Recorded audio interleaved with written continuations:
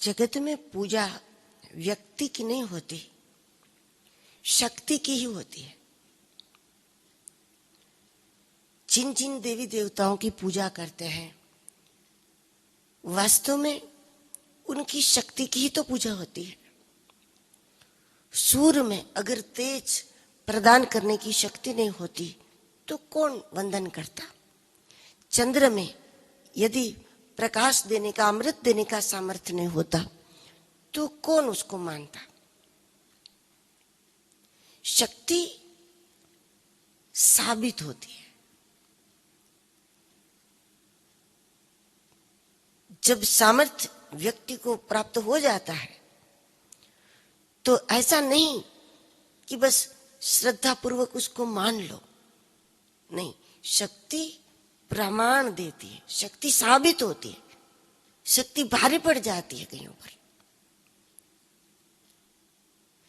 और शक्ति को मानना ही पड़ता है।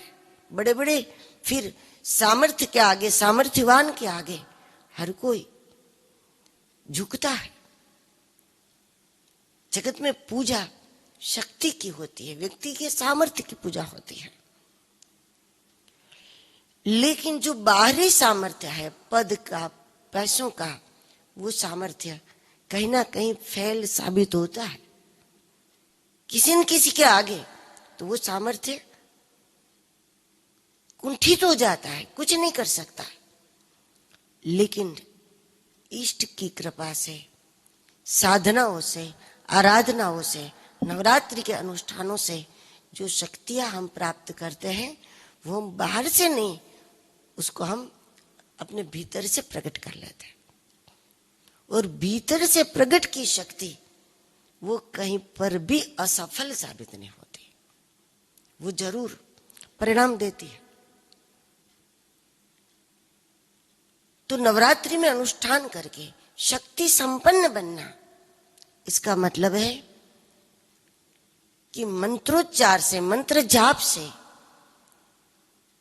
आसन आदि से हमें शक्तियों को अर्जित करना चाहिए।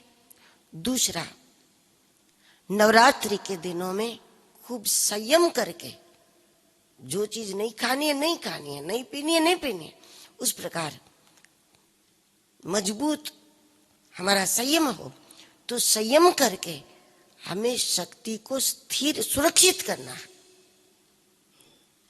मंत्रों से, अनुष्ठान आदि से शक्तियों को प्राप्त करना है, अर्जित करना है, और संयम के द्वारा हमें शक्ति को सुरक्षित भी करना है अपने अंदर।